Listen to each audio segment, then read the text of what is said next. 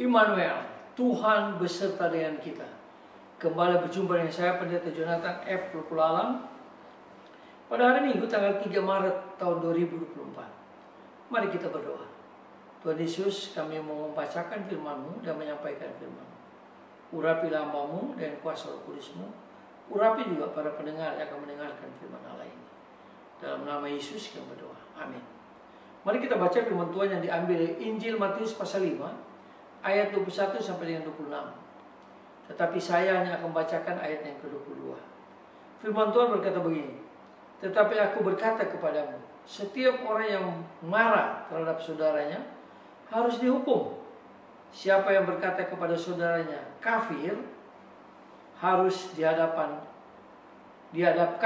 ke mahkamah agama. Demikianlah firman Tuhan yang berwajib kita membaca, mendengar, dan melakukan firman Allah.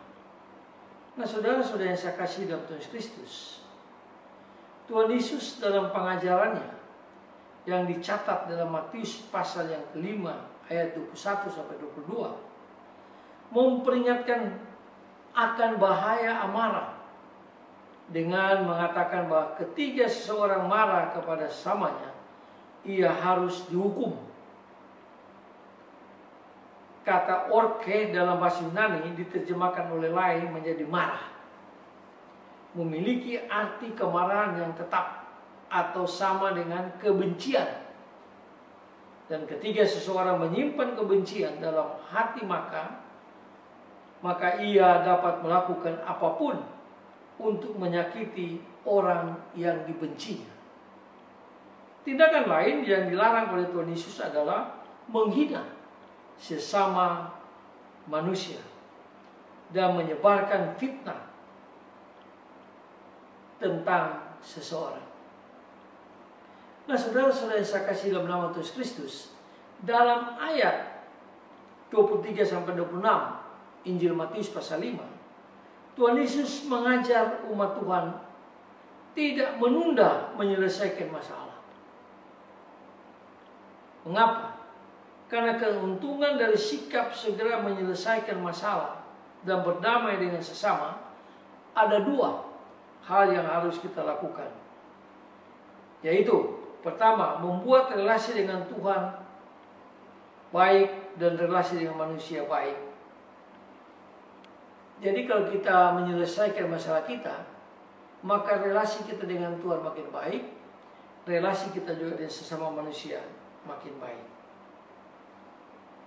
Nah, ini yang dikehendaki oleh Tuhan kita Yesus Kristus. Hal yang kedua, menghindari kita dari persoalan yang lebih besar.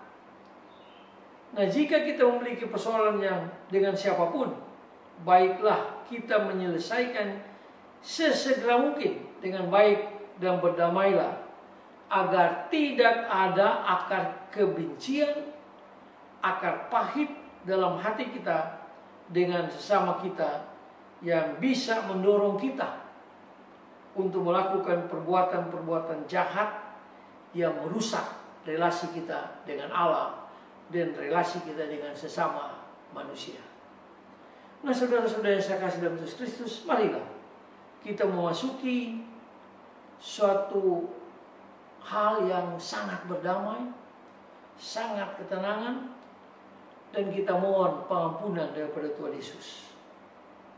Jika kita menyakiti hati sesama kita, kita mohon kekuatan dari Tuhan Yesus, dari Roh Kudus, agar kita dapat dimampukan untuk menyelesaikan kebencian itu, kemarahan itu, dengan penuh kedamaian di hati.